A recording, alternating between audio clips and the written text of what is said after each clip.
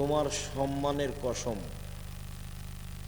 আদমের ছেলেমেয়ের দেহে যতক্ষণ পর্যন্ত শ্বাস থাকবে আমি তাকে পাপী করব করব করব, আমি তাকে জাহান্নামে নিয়ে গিয়েই ছাড়ব। আল্লাহ তখন বললেন না যে তুই পারবি না, এ কথা বললেন না। বুঝাতে পারিনি। আল্লাহ তখন বললেন না যে তুই এটা পারবি না, এ কথা বললেন না।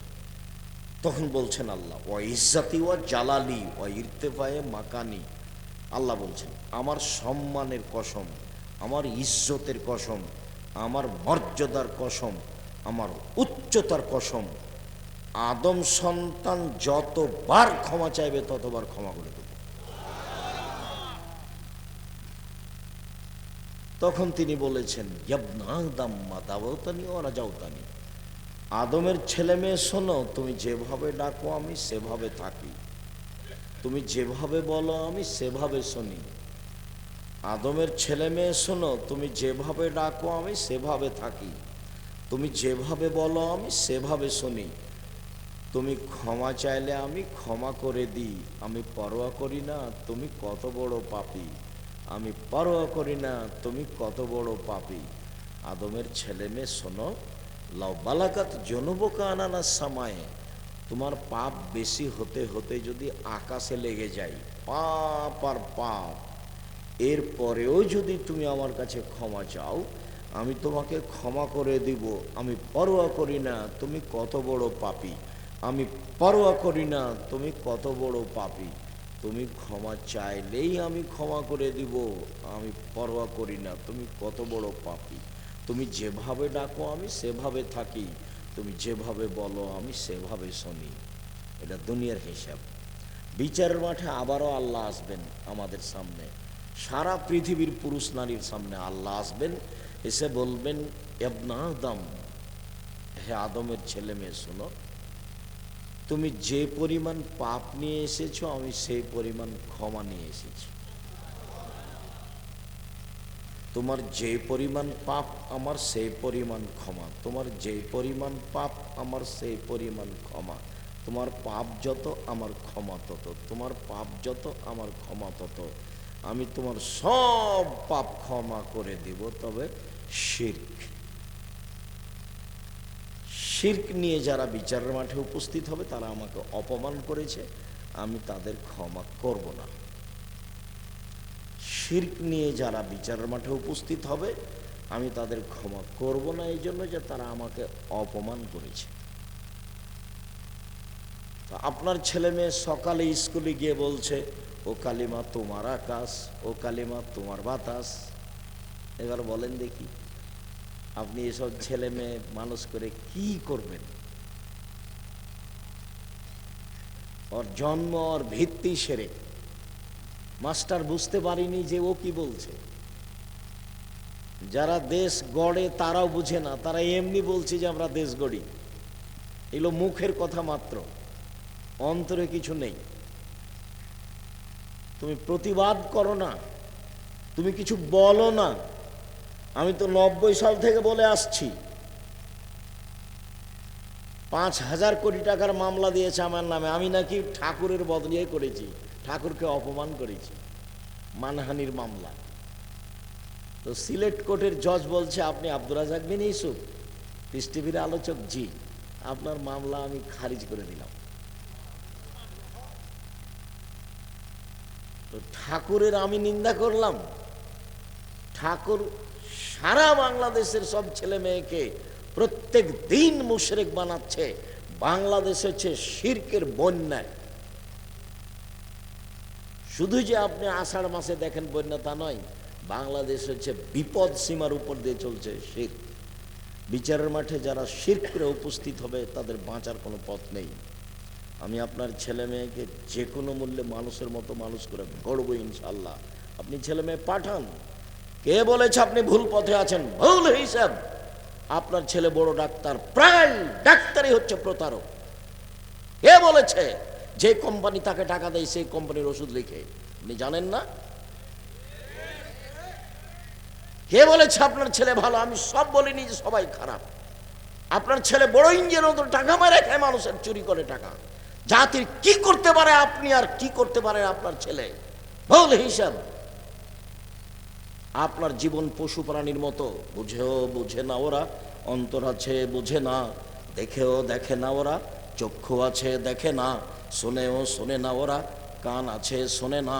উলায়েকা কালা আনাম, তারা পশু প্রাণীর মতো, তারা গরু ছাগলের মতো, তারা কুকুর শ্রীর মতো, বালু মজাল, বরং তার চেয়ে খারাপ। কি হবে এসব জীবন দিয়ে? কি করতে পারেন আপনি জাতির?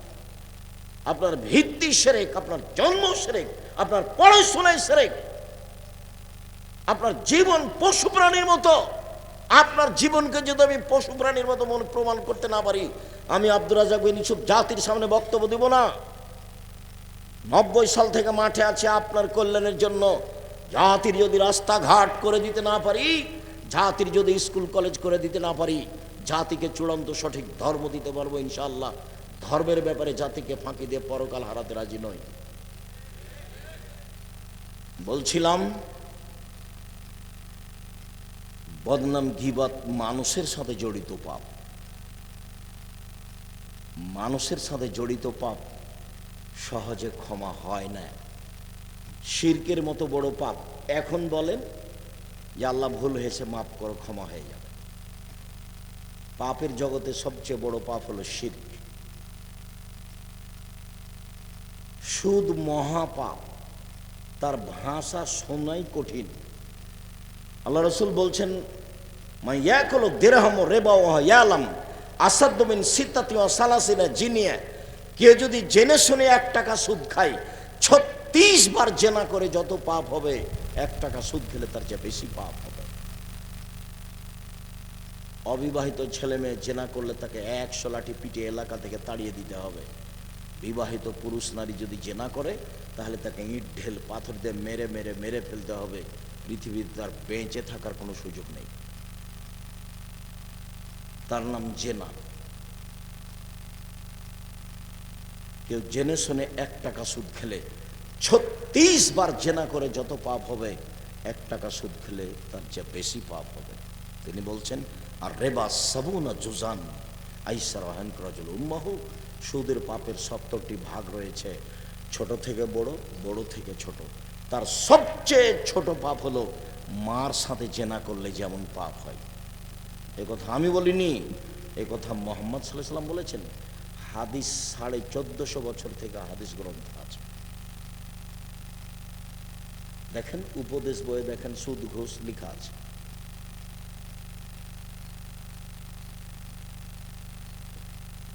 সুদ মহাপাপ, সুদ মহাপাপ, সুদ মহাপাপ। সুদ খেলে মানুষ ভিক্ষুক হবেই।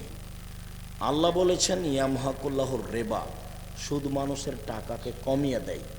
আর আল্লাহ রসুল বলেছেন, ইন্নার রেবা ওয়া ইন কাসরা ফাইন আকিবাতুহু তাসিরু ইলা কাল্লিন।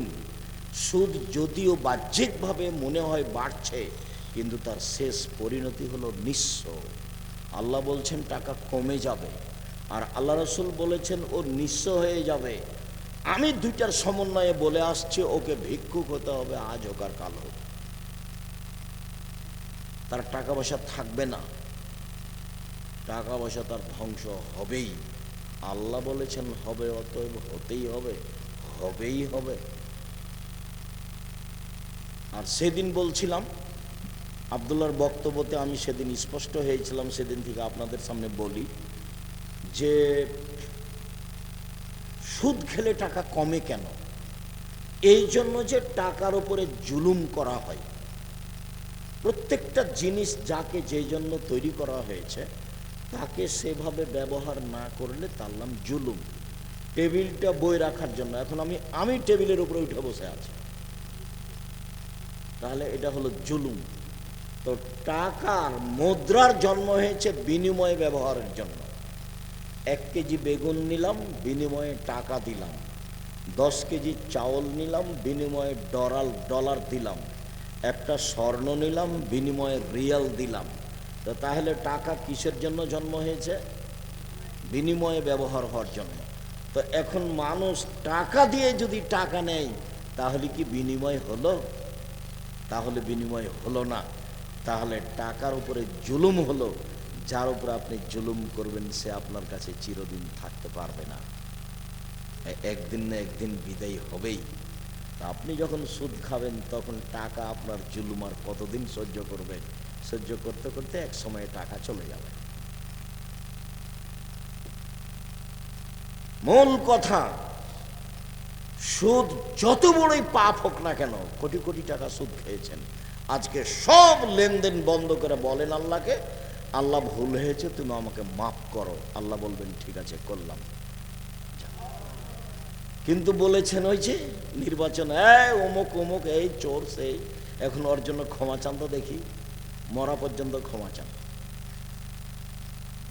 দেখি পাপ কেমনে ক্ষমা হয়ে যায়। এটা হবে না, এটা আল্লাহর সাথে জড়িত নয়, এটা মানুষের সাথে জড়িত। এইটা যদি আল্লাহ ক্ষমা করে দেন তাহলে আল্লাহ হবেন জালেম, জুলুমকারী।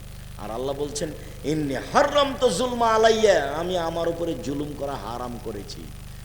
তুমি মানুষের বদনাম করেছো আর আমি ক্ষমা করে দেব, এই জুলুম আমি করি না। যার বদনাম করেছো ওর কাছে ক্ষমা নেওয়া, যার টাকা নিয়ে তুমি দেওনি তাকে টাকা দেওগা, ওটা আমি ক্ষমা করব না। তুমি ওর ছেলে মেয়ে তিনটা, দুইটা ছেলে একটা মেয়ে, জমি জায়গা সব তুমি ছেলেকে লিখে দিয়েছো, মেয়েকে দেওনি, আমার কাছে ক্ষমা হবে না, ওখানে ক্ষমা নেব। মানে জাহান্নামে চলেই গেছে, ঢোকেনি কেন, মরে নিয়ে যান। মানুষের হক নষ্ট হচ্ছে, মানুষের সাথে জড়িত পাপ। এটা অবশ্য পাপ না, এই চিন্তা আমার মাথাতে নেই।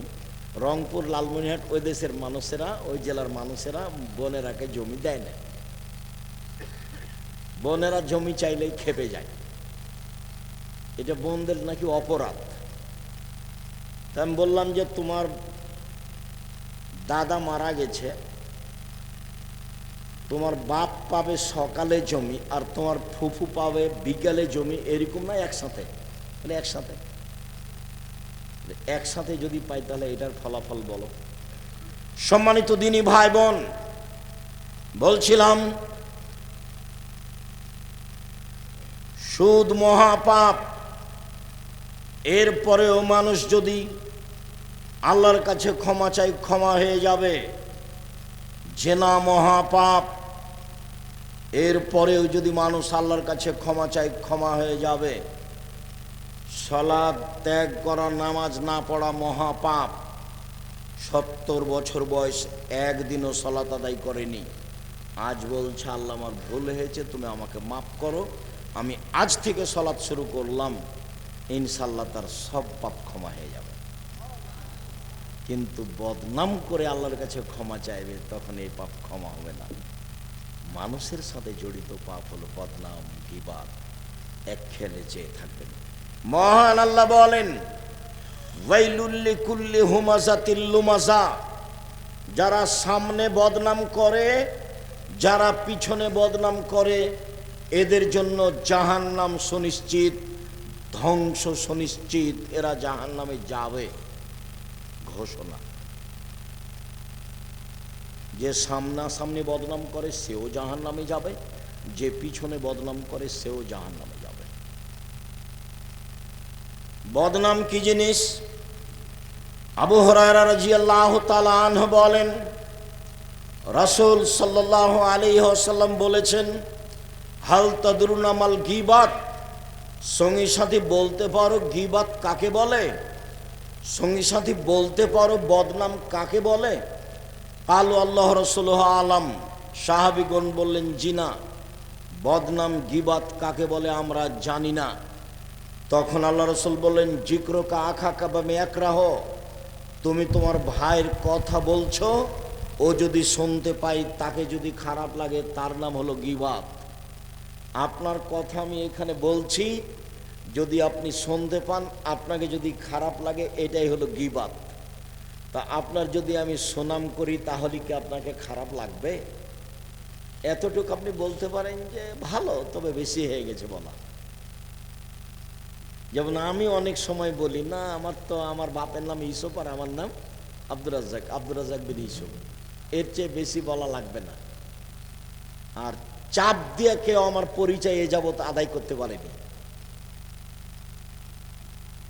যে আমি এই পড়াশোনা বা এই জানি বা এই কিছু বা এই করি, চাপ দিয়ে কে এ যাবৎ আদায় করতে পারেনি। যখন খুব জোরে চাপ দিয়েছে যে বিজ্ঞান পোস্টারে লিখতে হবে, কি লিখবো বলেন, তখন আমি বলেছি আমার নাম আব্দুর রাজ্জাক আর আমার বাপের নাম ইউসুফ, বাপ বেটা মিলে আব্দুর রাজ্জাক বিন ইউসুফ। দেখেন বউ এতে পাপ নাই, কাউকে জিজ্ঞাসা করেন আমার কাছ থেকে এর চেয়ে বেশি কেউ আদায় করতে পেরেছে নাকি? সম্মানিত দিনী ভাই বোন,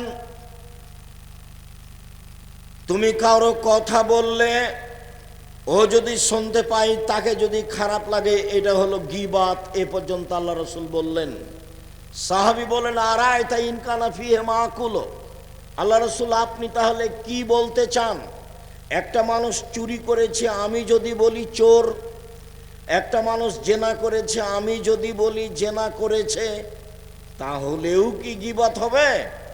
আল্লাহ রসুল বললেন শোনো, ইন কানা ফিহি মাতাকুল ফাকা দিগতাবতাহু, ও যদি চুরি করে থাকে তুমি বলো তাহলে গীবাত, ও যদি জেনা করে থাকে তুমি বলো তাহলে গীবাত, আর ও যদি চুরি না করে থাকে তুমি বলো ফাকাত বাহাত্তাহ, তুমি তার উপরে অপবাদ লাগালে। কোনোটাই কম নয়।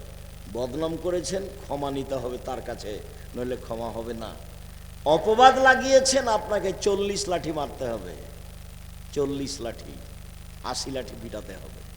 অপবাদ 80 লাঠি পিটাতে হবে। নবীর ওপরে যারা মিথ্যা কাহিনী বলছে, হুজুরকে 80 160 লাঠি পিটাতে হবে। হুজুর নির্দ্বিধায় মিথ্যা তাফসির করছে। আমাদের গ্রামের এক চাচাতো ভাই, আমার মানে গ্রাম্য চাচাতো ভাই, ও বলছে যে আজকে যে তাফসির করলো না, এমন তাফসির জীবনে কোনোদিন শুনিনি। তা বললাম ভাইজান কি তাফসির করলো? আরে তোরা ওই সব তাফসির জানিস না। আচ্ছা ঠিক আছে, জানি না তো একটু বলবেন তো কি তাফসির করলো, বলেন। তোরা জানিসই না তো কি করবো, বলেন না কি করলো। তো এখন বলছে, এখনো বলছে যে আদম আলাইহিস সালাম ঘুম থেকে উঠে দেখলেন খুব সুন্দরী নারী পাশে, তিনি হাত বাড়ালেন, তখন ফেরেশতা বলছেন থামেন।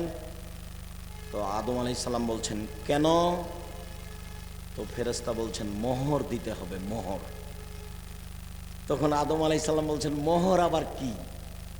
তাহলে মুহাম্মদ সাল্লাল্লাহু আলাইহি সাল্লামের উপরে 1000 বার দুরূদ পড়ে দিতে হবে, এটা হলো মোহর।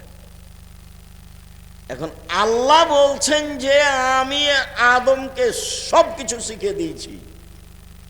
তাতে যদি কেউ তরজমা করে পৃথিবীর শুরু থেকে নিয়ে কিয়ামত পর্যন্ত যা কিছু ঘটেছে, যা কিছু ঘটবে, যা কিছু আছে সব আদম আলাইহিস সালাম জানতেন, সেটাও ঠিক। পৃথিবীতে আদমের চেয়ে বড় শিক্ষিত মানুষ কেউ আসেনি, আসবেও না। কেন? অলৌকিকভাবে আল্লাহ তাকে সব শিখিয়ে দিয়েছেন, এ কথা আল্লাহ বলছেন। তো যাকে আল্লাহ সব কিছু শিখিয়ে দিলেন, তিনি তার বউটাকে কিভাবে হালাল করবেন সেটাই জানলেন না। এ আবার মুফাসসির। তখন আমি বললাম আপনার মুফাসসিরকে 80 160 লাঠি পিটাতে হবে। বলে দিন আপনার মুফাসসিরকে, আব্দুর রাজ্জাক বিন ইউসুফ বলেছেন আপনাকে নাকি 160 লাঠি পিটাতে হবে। কেন? যে তাফসির করেছেন এই তাফসির মিথ্যা। আদম আলাইহিস সালাম তার বউকে এভাবে হালাল করতে হবে, এভাবে আল্লাহ সৃষ্টি করেননি। আমার আদম আলাইহিস সালাম বউ হালাল করার পদ্ধতি জানেন না, এত বড় নোংরা তাফসির আপনাকে করতে হবে, এই হিসাব ঠিক নয়। বইয়ের নাম তাফসির কি মিথ্যা হতে পারে? দেখেন বিস্তারিত সব দেওয়া আছে। সম্মানিত দিনী ভাই বোন, বলছিলাম গীবত। জুবাইর ইবনে মুতাইম রাদিয়াল্লাহু তাআলা আনহু বলেন রাসূল সাল্লাল্লাহু আলাইহি সাল্লাম বলেছেন লা ইয়াদখুলুল জান্নাতা কাত্তাত অফি রিওয়ায়াতিন নাম্মাম, বদনাম করে যে, গীবত করে যে, সে জান্নাতে যাবে না। চগলখড়ি করে যে, সে জান্নাতে যাবে না। ওইখানের কথা এখানে লাগাই, এখানকার কথা ওখানে লাগাই, এই চগলখোর জান্নাতে যাবে না, বদনাম গীবতকারী জান্নাতে যাবে না। জীবনে একটা খুব রিস্ক নিয়ে বেঁচে থাকার চেষ্টা করবেন, কারো বদনাম করবেন না, আর প্রতিশোধ নেবেন না। প্রতিশোধ নেই আর বদনাম নেই, যা হবে হবে।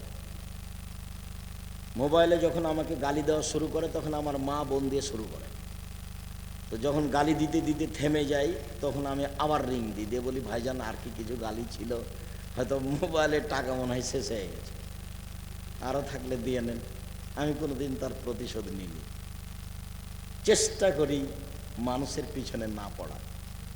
মানুষের পিছনে পড়লে আল্লাহ আমার বিরুদ্ধে চলে যাবেন, তখন আমি আর টিকতে পারবো না। একটু পরে আসছে দেখ। গীবাত মহাপাপ। আবু হুরায়রা রাদিয়াল্লাহু তাআলা আনহু বলেন, রাসূল সাল্লাল্লাহু আলাইহি ওয়াসাল্লাম বলেছেন, তাজদুন আশারনা ইয়াউমাল কিয়ামা আল্লাযী ইয়াতি হাওলায় বিওয়াজহিন ওয়া হাওলায় বিওয়াজহিন। এই বিচারের মাঠে সবচেয়ে নিকৃষ্ট জঘন্য মানুষ হবে সেই যে গীবাত, বদনাম, চুগলখড়ি করে। এখানে আসে এক কথা বলে, ওখানে যায় আর এক কথা বলে। এ হলো মানুষের মধ্যে সবচেয়ে নিকৃষ্ট খারাপ মানুষ, এ জান্নাতে যাবে না। আনাস রাদিয়াল্লাহু তাআলা আনহু বলেন, রাসূল সাল্লাল্লাহু আলাইহি ওয়াসাল্লাম বলেছেন, মান কানা লাহু জাওয়াজান কানা লাহু ইয়াউমাল কিয়ামা লিসানান। যে ব্যক্তি দুনিয়াতে মানুষের বদনাম করবে, গীবাত করবে, বিচারের মাঠে তার দুইটা জিহ্বা হবে আগুনের। লিসানান মিন নার। কি বুঝলেন এই হাদিসটা? যারা মানুষের বদনাম করে, বিচারের মাঠে তার মুখে কয়টা জিহ্বা হবে? দুইটা, আগুনের। কি হতে পারে অবস্থা? এই ছেলে, দেখো তো ওখানে ভিতরে দু একটা মানুষ আসছে যাচ্ছে কেন? ওটা বন্ধ করতে হবে। দয়া করে আপনি আমার প্রয়োজন দেখায়েন না, আমি আপনার প্রয়োজন দেখতে চাচ্ছি না। আপনাকে আমি সম্মান করতে চাচ্ছি, আপনাকে আমি মানুষ মনে করছি, পশু প্রাণী মনে করি না। আপনি নিজেকে কেন মনে করছেন? কেন চা খেতে গেলেন? কেন আপনি এখন মিষ্টি কিনতে গেলেন? আজকেই চা খেতে হবে, এখনই মিষ্টি কিনতে হবে। এত বড় নিম্ন শ্রেণীর মানুষ আপনাকে আমি মনে করিনি। এটা পাবনা এবং শহর, বুদ্ধি আছে। এত নিম্ন শ্রেণীর, ইতর শ্রেণীর মানুষ আপনাকে আমি মনে করিনি। আপনাকে আমি হুঁশিয়ার, বুদ্ধিমান মানুষ মনে করি। অতএব রাসূল সাল্লাল্লাহু আলাইহি সাল্লামের কথা, আল্লাহর কথা যতক্ষণ চলছে, নিজেকে আপনি মূল্যায়ন করিয়েন না, এই কথারই দাম দেন, ভালো হবে। মহান আল্লাহ বলেন, ইয়া আইয়ুহাল্লাযীনা আমানু ইজতানিবু কাসীরাম মিনাজ-যান। পৃথিবীর মানুষ, তোমরা মানুষের উপরে বেশি বেশি ধারণা করা খারাপ ধারণা থেকে বেঁচে থাকো। ইন্না বাদাদানি ইসম। নিশ্চয় কিছু ধারণাতে পাপ হয়। ধারণা করিও না ও এই করেছে মনে হয়, ও এই বলেছে মনে হয়, ধারণায় পাপ হয়। রাসূল সাল্লাল্লাহু আলাইহি সাল্লাম বলেন, ইয়াকুমুজ জান্নাহ ফাইন্না জান্নাহ আকযাবুল হাদিস। পৃথিবীর মানুষ, তোমরা ধারণা থেকে বেঁচে থাকো। ধারণায় সবচেয়ে বড় পাপ। আল্লাহর নবী একবার বলেছেন, আকবারুল কাবায়রা সালাসা, সবচেয়ে বড় পাপ তিনটি। তখন তিনি বলেছেন, আল-ইশরাকু বিল্লাহ, আল্লাহর সাথে শিরক করা সবচেয়ে বড় পাপ। দ্বিতীয় তিনি বলেছেন, উকুকুল ওয়ালিদাইন, পিতামাতার অবাধ্য চলা। তৃতীয় তিনি বলেছেন, কাউলুজ জুরে, মিথ্যা সাক্ষী দাও, শাহাদাতুজ জুরে, মিথ্যা সাক্ষী দেওয়া পৃথিবীতে তৃতীয় মহাপাপ। পাবনা জেলে বহু মানুষ 20, 25, 30 বছর থেকে আছে, ও নিজেই জানে না আমি কেন জেলে। জজ জানে না ঘটনা কি, উকিল জানে না ঘটনা কি, সাক্ষীও জানে না ঘটনা কি। সাক্ষীকে বলেছে 1 লাখ টাকা দিব, তুমি এইভাবে বলিও। তখন সাক্ষী বলছে, আমি 2 চোখে দেখেছি মারতে। অথচ ঘটনা সাক্ষীও জানে না, উকিলও জানে না, জজও জানে না। এখন যে জেলে আছে সে বলছে, ব্যাপারটা কি আমি বুঝলাম না, আমি কেন জেলে? যেদিন এখানে মারামারি হয় সেদিন তো আমি ছিলাম না। আল্লাহ রাসূল বলছেন, শোনো, ইয়াতি আলাইকুম জামানুন, তোমাদের উপরে এমন একটা সময় চলে আসে, লা ইয়াদরিল কাতিল ফিমা কাতালা ওয়াল মাকতুলু ফিমা কুতিলা। হত্যাকারী বুঝবে না কেন আমি মারছি, নিহত ব্যক্তি বুঝবে না কেন আমি মরলাম। যে মারবে তার ব্যাপারে বলবে কি ব্যাপারে, এ আমাকে মারছে কেন, এটা তো আমি চিনি না। আর যে মারছে সেও জানে না যে একে কেন মারছে। ওকে একজন বলেছে টাকা 50,000 দিব ওকে মেরাই, তখন দেখছে টাকা 50,000 তো পাচ্ছি, মেরে গেছে। ও তো জানে না কেন মারছে, আর যাকে মারছে সেও তো চিনে না যে আমাকে মারছে কেন। আল্লাহ রসুল বলছেন হত্যাকারী জানে না কেন আমি মারছি, নিহত ব্যক্তি জানে না কেন আমি মরছি। জেলের মানুষটা জানে না 25 বছর থেকে আমি জেলে কেন।